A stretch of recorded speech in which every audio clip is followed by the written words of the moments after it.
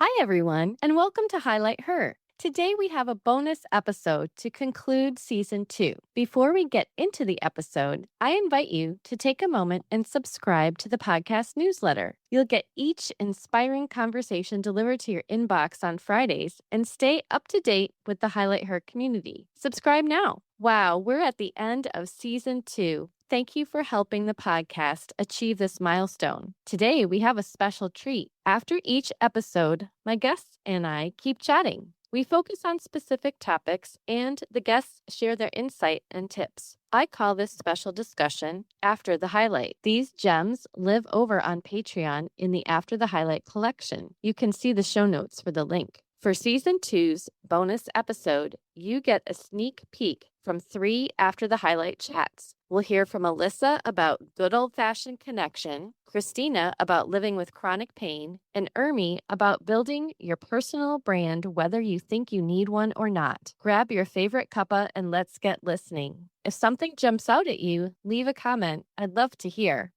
Welcome to After the Highlight. This is where we get to go on tangents with our podcast guests. You never know what we'll discover. Today we have Alyssa Roy of Downriver Homestead with us. Welcome, Alyssa. Hey, thank you. Alyssa, in your bio, you mentioned good old-fashioned connection. Can you elaborate a little bit on what that means? I'm a millennial, right? So I vaguely remember not having some form of social media and what that looked like with connections with people around me. But I obviously participate in social media now and what that connection looks like. That being said, I think that there is a really good thing about social media, but there's also an even better thing about personal connection with the people around you.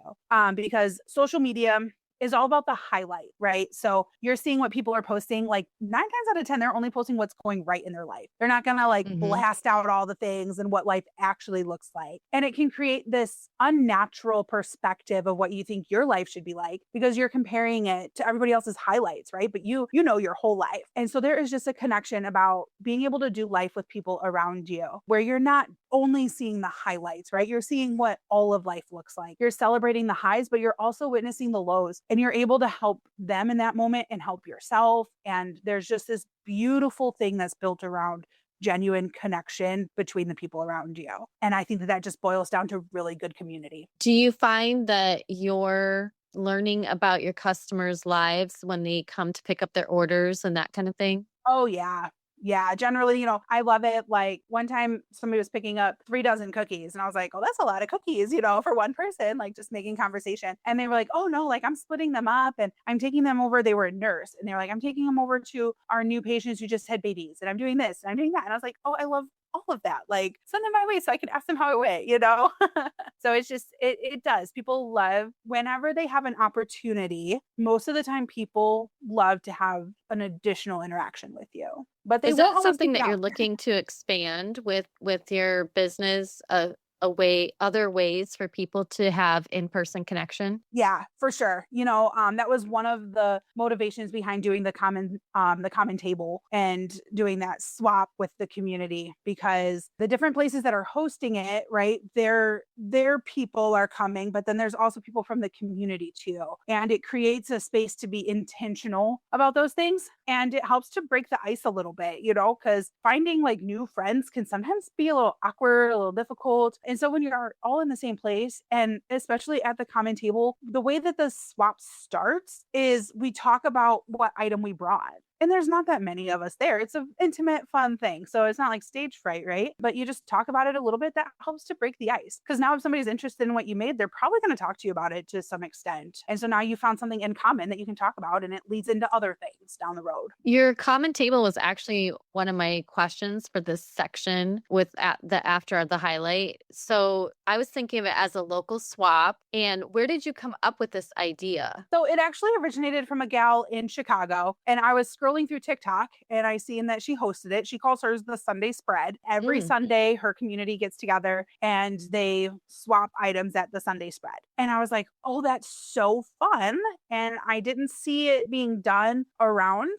And I thought, well, why not just do it then? Because, making 10 items, it's not really a burden. I can make 10 random things, right? Who knows what somebody might bring? We've seen all kinds of things. One lady brought homemade washcloths, which I loved because it was the very first one. And I told my mom on the way there, I said, I got these homemade washcloths for our wedding and I've used them so much that they're done. I had to throw them away. And I was like, I just really want like new ones, but I want homemade ones because they were so good. And then a lady brought them and I was like, oh my gosh, I threw those right in my bag. That's so cool. Yeah, yeah, it was like a little wink. Like I was like, yes, thank you.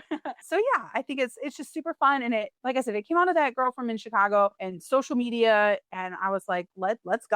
So if someone listening to this isn't in the Downriver, Michigan area, southwest of Metro Detroit, right? And they Yeah. can't come to yours and they wanted to start one, what would you recommend?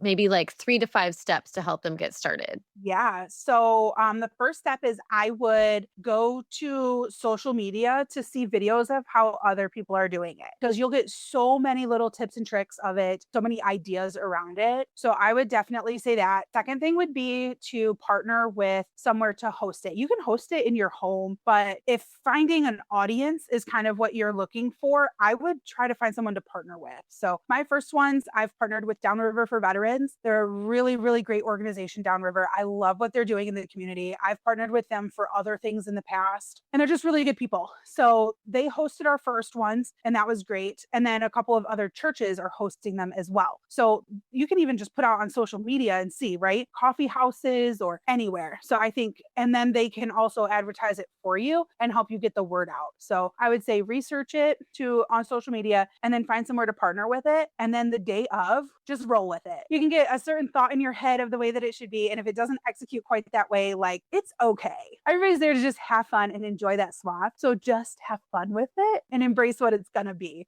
And I encourage putting everything out on a table at once as people are coming in. So that way everybody can take a good look at what's on there. And then each person just tells what they brought, what it is. And then that's it. And then the way that I've done it is we've gone in rounds. So like round one, everybody picks one item because we've usually had more people than items brought, meaning each person brings 10 items. But if we have 15 people, then not everybody is going to get one of everything. So that was just a way to help keep it more fair. So for the first 4 rounds, we just did one item. And then after that, we did 2 to just speed it up because it could take too long. But definitely foster the community aspect of it and encourage everybody to mingle and talk a little bit. That way they can get to know each other because that's super important.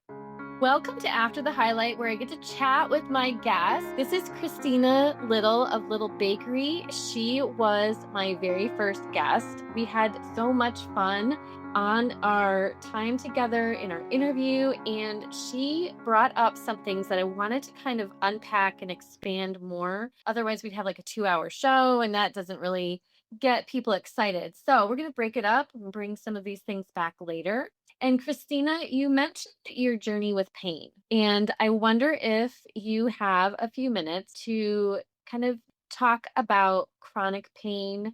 And you mentioned you were I thought it was beautiful when you said you wanted to find something with purpose that your body could do.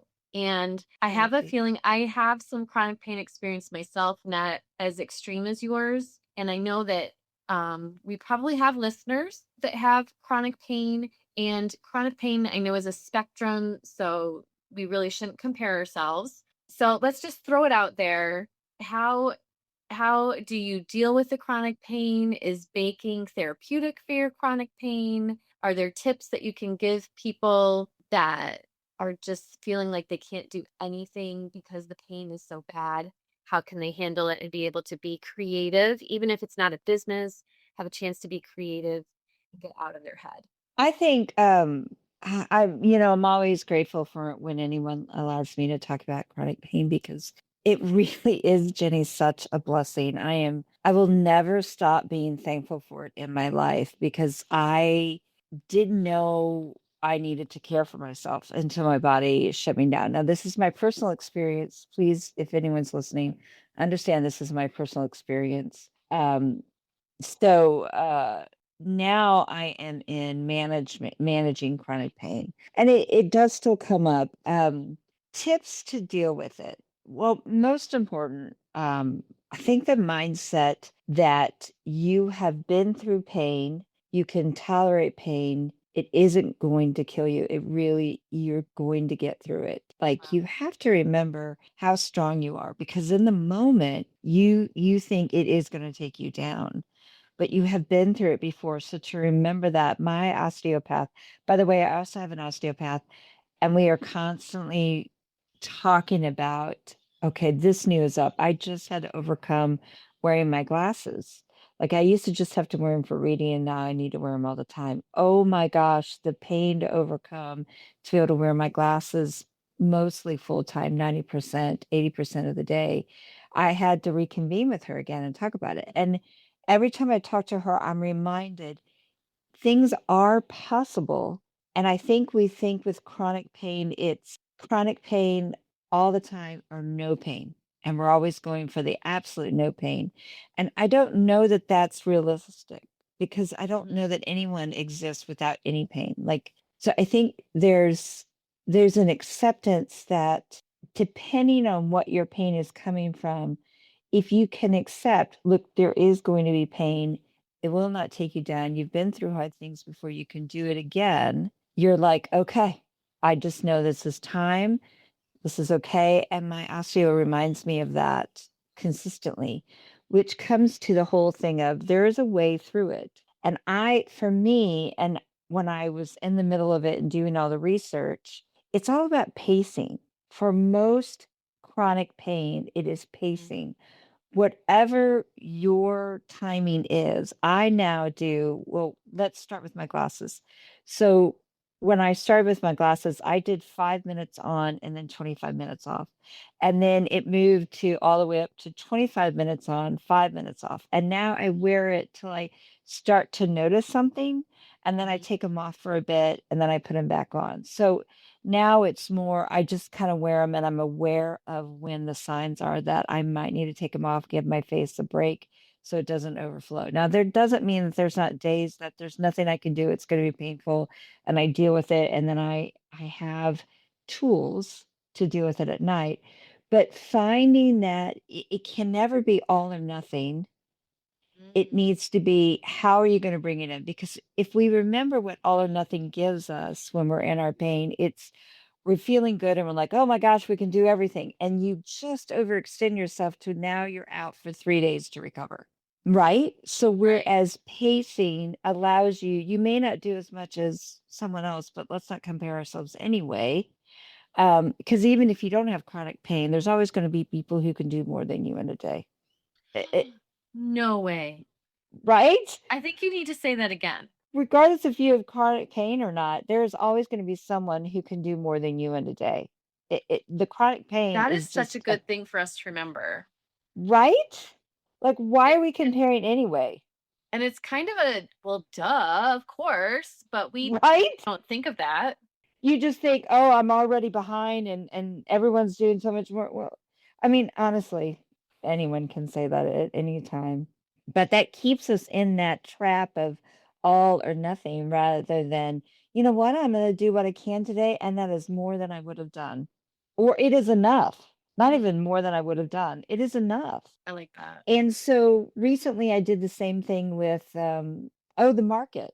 So I bake everything, and for the markets, I plan out 2 weeks that I before the market that I'm going to get everything ready. And that means admin and baking.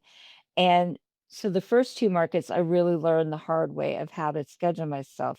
This time, I'm pretty much scheduled uh, admin day, baking day, admin day, baking day, baking day. Now, I was at the end of it. I'm just exhausted. A lot goes on with my body. There's a lot of reasons that cause my pain to flare up. But by that second week, the week right before the market, my body completely was like, we are done. And I had a very high pain level. So I had to accept that admin days were my rest day.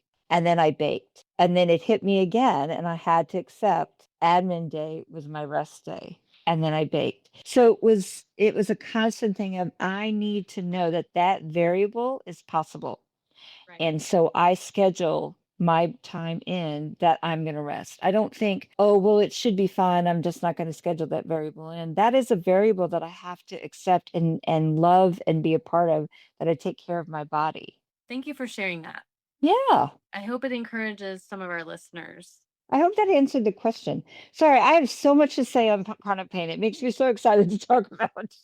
Well, I can understand because when you're going through chronic pain, it's pretty discouraging and sometimes you feel really desperate. So if you get a chance to share things that have helped you with other people, that's exciting and empowering because there was something that came from it. In that time where it has taken over your life, you do think there is no option. You do Mhm. think you're at the end. And my kind of pain, there was no like painkillers they could give me or anything like that. So it was a learning of how am I going to manage this and be friends with it instead of fighting it and being angry. I'm glad you mentioned that there's no painkillers that they can give you so that people understand it isn't just, I have a bad headache and I'm feeling bad. It's so that people listening can understand it really is true chronic pain. I know there's going to be people that want to throw their shoe at the podcast because we're encouraging them to find a way to do something in the pain. And when you're desperate, you don't feel like you can.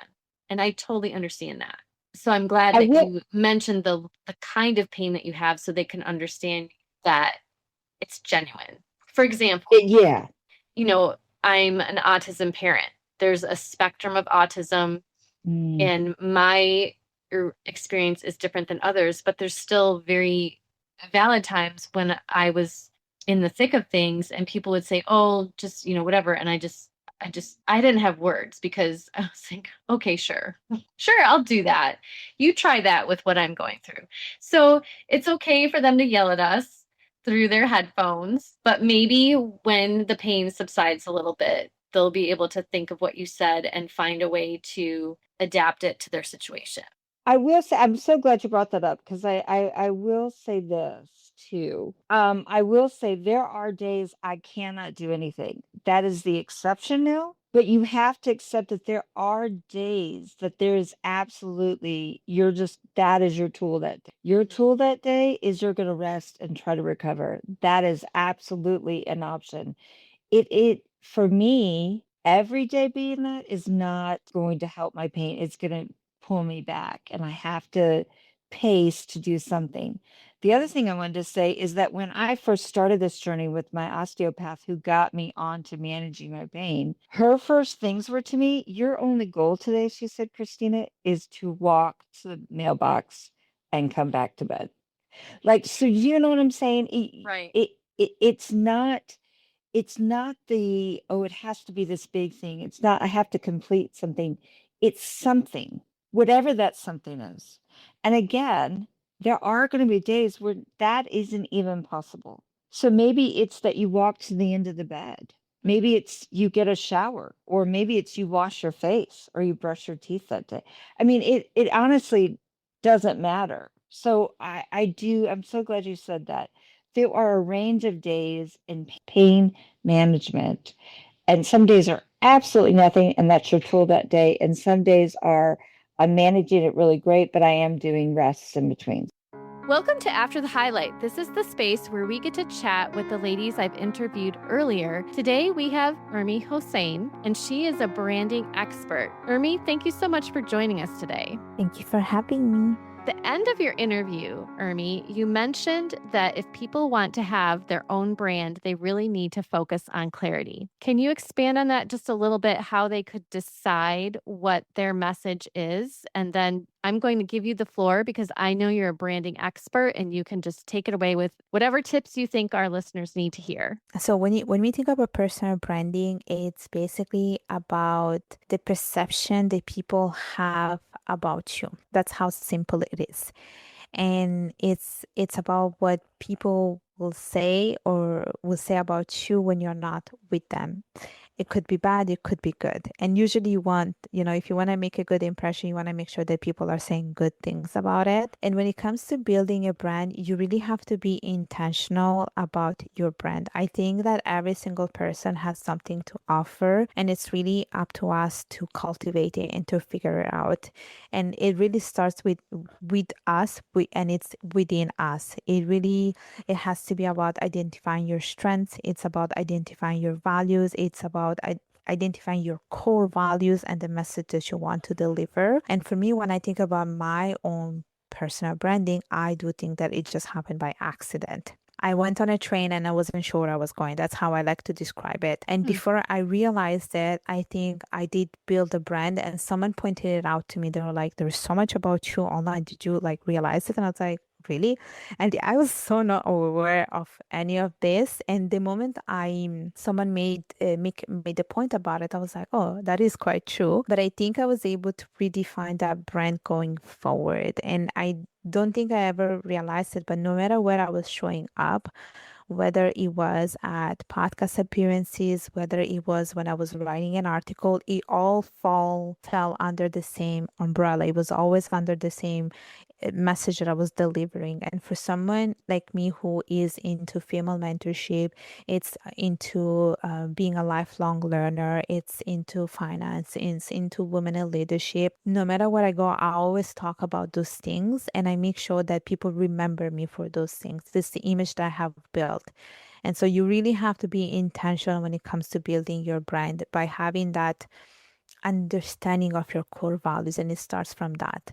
So I would say that's the starting point. That would help a lot of people, I think. Sometimes I know for myself, I think about what I want to do, but I don't get down to the nitty-gritty and focus into a clear message or a clear point. And I tend to be all over the place sometimes in my excitement to get something done. And you know what? I think there is nothing wrong with that. I think it's really about testing the waters, doing different things until you can narrow it down to your niche, because that's how it started with me. I know that it was initially by having my blog, and I remember being very uncomfortable about it because I remember I had all these things that I wanted to talk about, articles that I wanted to write, but I was so shy to show my picture or to put a picture of me. But a friend of mine told me that if you want to build a brand, and if you want to get clients eventually, you want to tell a story, you want to put a picture of you so people know who's behind this person, and you want to make sure that people can relate to you. So initially I didn't want to put my picture, I didn't want to share my story. I was way too shy about it. I was so not comfortable, but it is so right about what she said, because I started to think about big brands out there. When I think about Apple, the person who founded Apple, there is a whole story behind it. When I think about all these other big companies, like each of these companies, they have founders who had a story, and that's what makes us relatable. So I feel like even when it comes to branding, you always want to make sure that you are authentic, you are consistent, and that you have a story to share. And usually these stories, they don't have to be your successful stories. Is we look for the imperfections in this story. There are lessons learned, and that's what makes the audience relatable to you. That's why they come to you, because they see you authentic, they see you honest. And vulnerabilities, I always like to say, it's your strength. It's not something that you feel ashamed of. It's your power, and then that's how you should use it. So I feel like the moment I started to become more vulnerable about it and talk about all these rejections that came along the way, and learned lessons and moments where I failed, that's where people relate to you, and people come to you for questions, for information. And it's not that I'm having a product to sell. People come to me for knowledge and for guidance. That's the brand I've built. It makes them realize that you're not perfect and it's okay to ask you questions. Yeah, that's it. Exactly. Is there a certain space these days where you think people need to be in order to build their brand? No, I don't think so. I think it's about finding what's right for you, because I think some people, for instance, some people are comfortable being on a camera. Some people are comfortable just talking, and that could be through a podcast. Some people are good behind a camera, that could be through writing, but you don't need to be in any of these places. You can just start something of your own. And that could be, for instance, you love cooking. You can, create videos. You can just post them. You don't need to show your picture, your face. You can also write a book and create a cooking book. You can sell it on Amazon. You can sell it in your local bookstore. It's something that I feel like it gives you a reason for being, or it gives you a lot of fulfillment. You are creating something of your own and you realize that you're capable of doing that. So I always say it's about finding what's right for you. And I'm all about trial and error. Like I always say, you have to try different things until you get a clear idea of what you're good at. And I feel like it's not a bad thing trying different things, because you realize that, some of this is a learning opportunity. Like I remember for me when I had my podcast, I was so against having a podcast for such a long time. I was so against it because I was like, who is going to edit my stuff? And I have no means to hire someone to do this. But then I was like, I still want to have a podcast after I think many years that I've been on the other side as a guest. And I was like, you know what? Let's see how I can do this. So now I produce my own shows. I edit my own shows. And it took a while to understand how to do the editing, but I can say that I can do that. I can do some editing. And I saw that as a learning opportunity. So also to have that, I would say that open-mindedness and see this as an opportunity to learn and say that you're finally capable of that. Like the same thing when it came to having my blog, I had to build that website, and I remember spending nights figuring out how to do it, but at least I can go around and say, I can build a website. I feel like you have to see this as an opportunity to learn different things. You don't need to be perfect in anything. You don't need to have answers about anything. It's all about like jumping on the opportunity and trying things. So after people have their clear identity for their brand, what would you say is the next step for them as far as like, do they need to pick out colors? Do they need to decide where they want to be in the internet space? What would you say would be a good next step? Yeah, I would say it's really about figuring out where they want to be in the internet space, and not everything is fit for everyone, but no matter what you choose, I think it's the most important thing is that you're being consistent with it.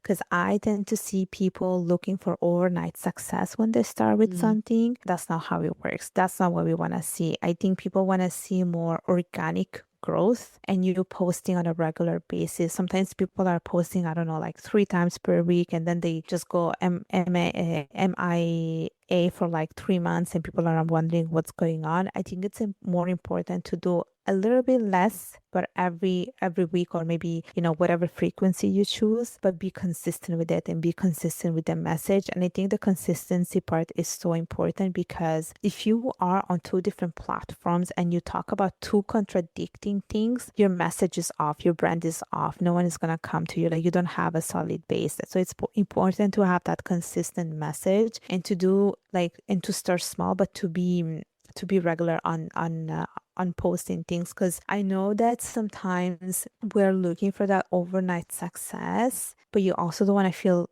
burnt. You don't want to feel overwhelmed about it.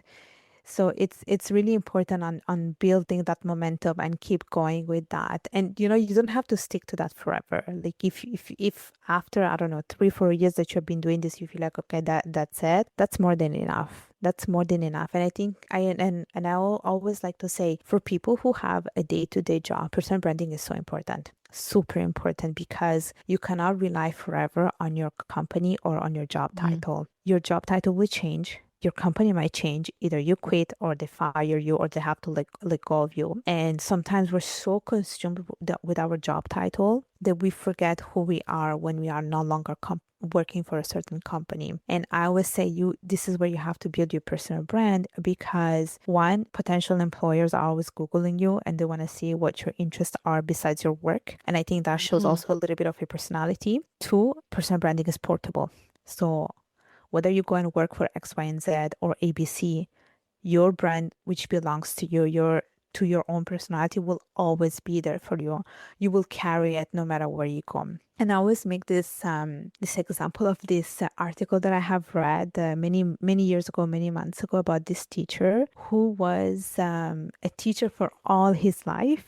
And then he retired, and suddenly he was like, I don't know what to do with my life. I have a sense of void. And this is why I feel like personal branding is important. It's important to find your hobbies. It's important to cultivate your hobbies.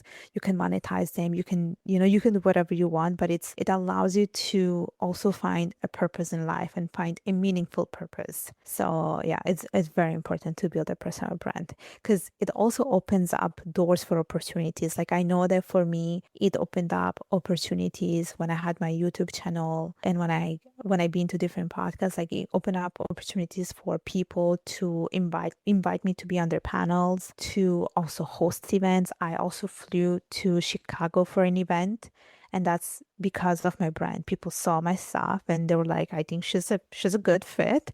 So let's just do a collaboration. So it opens up so many opportunities. That's really good about your personal brand being portable. That's a fantastic, like you could build a whole class around that. You personally could build a class and teach that, teach people the importance of, like you said, your job is not forever. And we truly never know when, maybe the company closes and you're not even fired. The company's just gone. So I really love that advice. I was going to add something as well about that because, the company may close or you might be replaced by machines. But I think the beauty of having a good personal brand is that if eventually you are quitting or you're being let go and you want to start something of your own, you can do it. And it would be probably much easier for you to promote yourself because you already have a brand established. People already know who you are from before. But now you will have all these other things to sell, like maybe services or products, but you already have that story that has been established for a while and people got to know you. And that's how usually it starts, if I have to be honest. That's how it usually starts, based on what I have observed. Every single entrepreneur starts by having, let's say, YouTube channel, doing reels, and then they start having products. And because they have built that foundation, they're able to sell all the products. Super smart. Have you come across a book or online presence that is good to learn from about personal branding? Yes. Actually, it's more related to entrepreneurship, but she also talks about personal branding. Actually, I have two resources. So the first one is called The Boss Babe, and they have a website. They also have a podcast, and they talk about female entrepreneurship and how to start a business, run a business, the importance of personal branding. And the second resource is also a podcast, and she also has a book. It's called Leave Your Mark. And I listened to her podcast. She is amazing. She gives all these career tips and also personal branding tips. And that's why it's called Leave Your Mark. Like no matter where you go, you just leave your mark. And I very much enjoy her podcast because all her episodes are quite short, 20 minutes, but they're like on point with the things that she always talks about. Now you have a little taste of what's inside the After the Highlight collection over on Patreon. If you want to see what other topics we've discussed, head on over there. Each conversation's topics are listed in the titles. Thank you so much for listening, and remember to follow the HighlightHer podcast.